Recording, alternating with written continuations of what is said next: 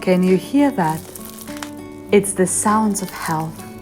That's the crunch of perfect sourdough bread, gut-friendly and full of flavor. In today's episode, you will get all the details you need to make the best sourdough. Stay with Little Kitchen, let's cook! Fermented foods, our health. If you're a first-time sourdough baker or just in the beginning of the journey, this video is for you. Little Kitchen is excited to launch new series which is called For Gut's Sake, focusing on foods like sourdough. It all begins with starter, which is technically a probiotic, and when you bake it, it becomes a prebiotic, which feeds our gut with a healthy culture. Such pleasure to have it with butter. By the way, one of the series will be on how to create fermented homemade butter. But in this video, we will go through the essential fundamentals which will help to make your perfect sourdough. Welcome to Little Kitchen. Stay with us. And first, let's talk equipment. Having the right tools makes huge difference to your outcome. So you would rather invest in the right equipment straight away. Initially, I bought 28 centimeters Dutch oven, which is brilliant. I love it. It's my heart and my soul. But I found that smaller Dutch oven, 22 centimeters, works better for the dough.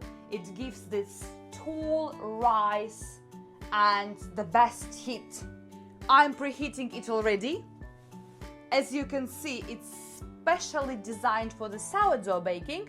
It's not necessarily to buy exactly like this one. It can be just regular one, smaller size. There are 21.5 centimeters one. Lush. And I bought one of these and I'm very happy. The result is incredible. Made a big change straight away. Next one is the Banneton. It is essential. I used to go by the look, but the main point is to have a smaller Banneton. For example, this one is 20 centimeters long and 8 centimeters wide. Choose a narrower Banneton which fits inside of your Dutch oven with a little space around.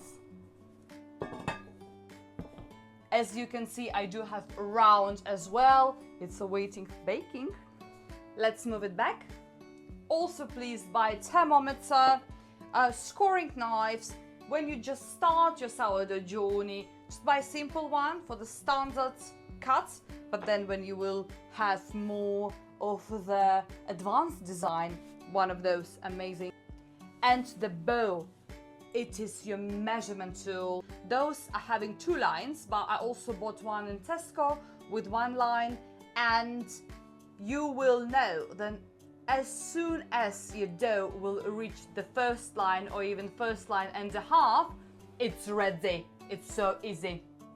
Quality of flour matters more than you think. Key point is to check the content of the protein. Usually it's on the back of the packet.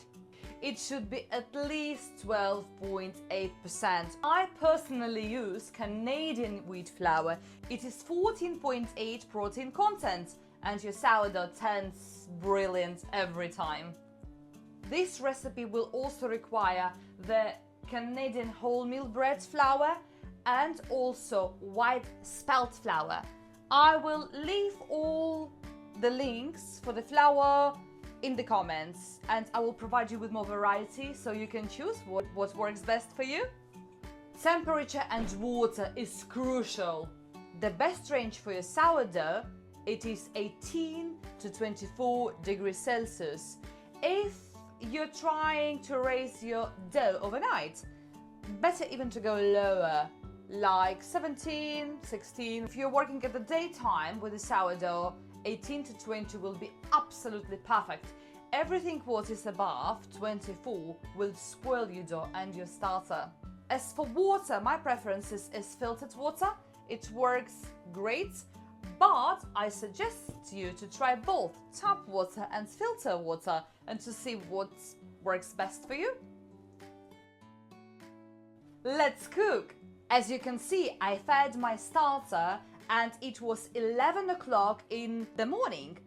It did doubled, even tripled in size. So now it's 5 o'clock in the evening. Once you will understand your rice and the temperature and starter, you will be able to adjust any time frame. But for learning purposes, stick to this one first. Let's start with the 350 ml of filtered water. Oh, smells so nice. Honey. There are a lot of recipes where you will see amount of starter 100 grams or 150 grams, but please stick to 50 grams. Basically, it's very easy to overproof the dough when you have too much starter. 10 grams of salt. I prefer Celtic salt as I feel it's healthier option and it's good for your bones. Make sure you whisk it very well. You will receive something which will remind you a milky water.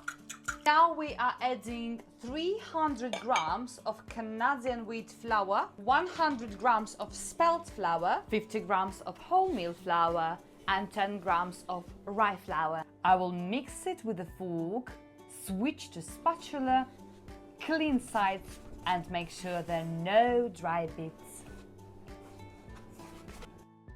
Now I do cover it up and it goes outside of the fridge for 1 hour. See you soon. The time is up at 6:30 in the evening. Let's start our stretch and fold. As you can see, the dough hasn't really changed. It looks approximately the same. We will pull one side of the dough, then put it in the middle, then again side of the dough and pull it in the middle. My mistake was really that before I used to make just 5 or 6 stretch and folds. It was absolutely wrong. Total, I will recommend you probably to go for 20 to 25. That will be the best. Then help with your left hand. Remember, you are aiming for the round bowl. First time, it probably will be sticky, but just carry on. Cover that up back, and I see you in 40 minutes. 40 minutes are up and we're performing the second stretch and fold. Just remember, we will have 3 of them. This is because of spelt flour. It doesn't need as much stretch and fold as just you make it with a normal flour. Okay, let's have a look. Our dough is way more stretchy. It's not as sticky and it looks way better now. It's rested. So carry on with your 25 stretch and folds. It's very easy to form the ball. Put it for the next 40 minutes for rest. We're performing the third stretch and fold. Look how great our dough looks. It's soft, elastic, and basically listens to you. You can feel how strong it's becoming. Take the side of the dough with your right hand and pull it toward the center using your left hand to help guide and tuck it in. We performed our last stretch and fold and it's time for the bulk fermentation. My bulk fermentation will happen overnight and make sure your temperature is right. Look at that, you can see how beautifully it grew. It doubled in size. See you in the morning. Good morning, it's 9 o'clock and first thing I'm doing, checking on my sourdough. The temperature wasn't too high, just within the range, 18 to 20 degrees Celsius. That's exactly why we used only 50 grams of starter, so it slows down fermentation and gives better control of the dough. It comes to most difficult part, how to understand that the dough is perfectly proof. Let's have a look into it. There are plenty of bubbles, but they're tiny, they're not overall active. As you remember, I bought the marked bowl. The link I will also leave in the comments. And the measurement tool are the lines. My dough raised within 1.5 lines. For me, it's the key indicator that the dough is ready. It can raise even with the 2 lines, but just be careful. Start with 1 and 1.5.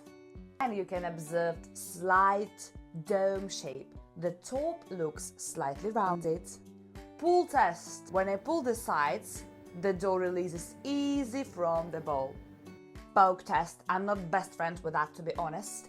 My dough is always very sticky, so slightly make your fingers wet, and when I press it, it slightly sinks in and leaves without springing back quickly. This is another indicator that the dough is ready. If it deflates and falls apart, means it's overproofed. It can go for focaccia, for example, but this is another topic. Well-proofed dough shouldn't smell of the hungry starter. If you observe the smell, if it's slight, it's possibly just on the edge of overproofing.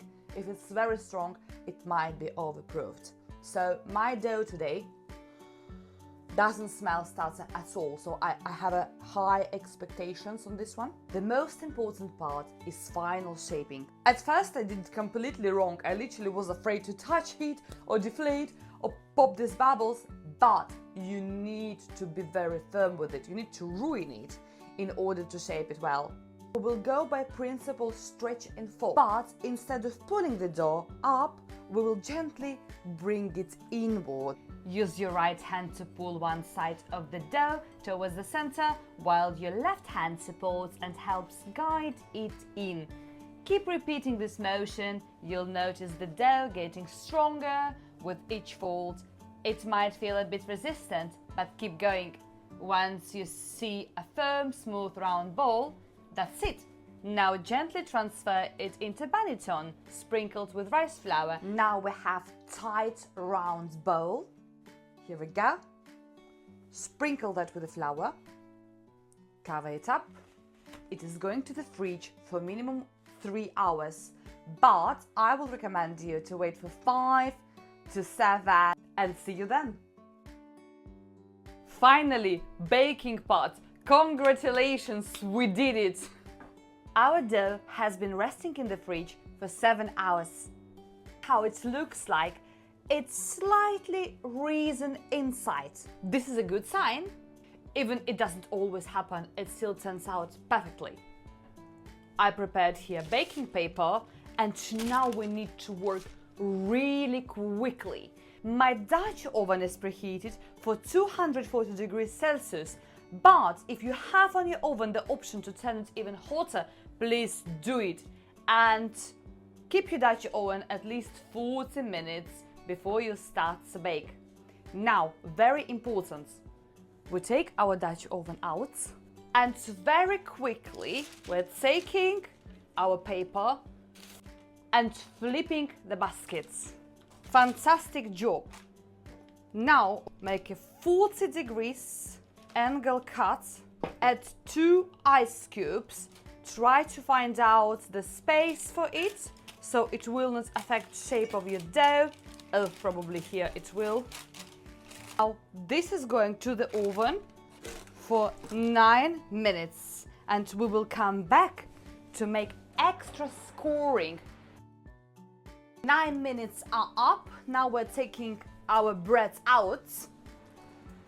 Like I said, we will need to score it deeper. Ooh!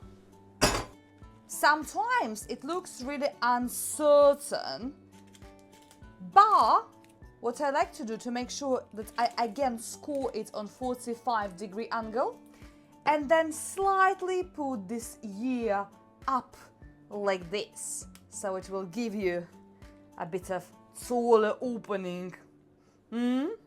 That's how it looks at this stage. Add there more ice.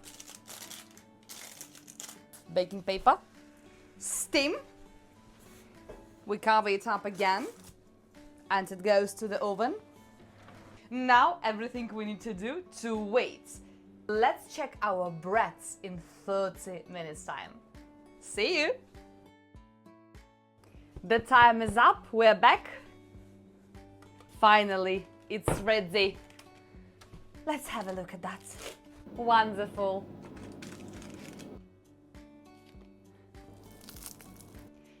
Thank you for watching Little Kitchen. Don't forget to subscribe for the next, for God's sake.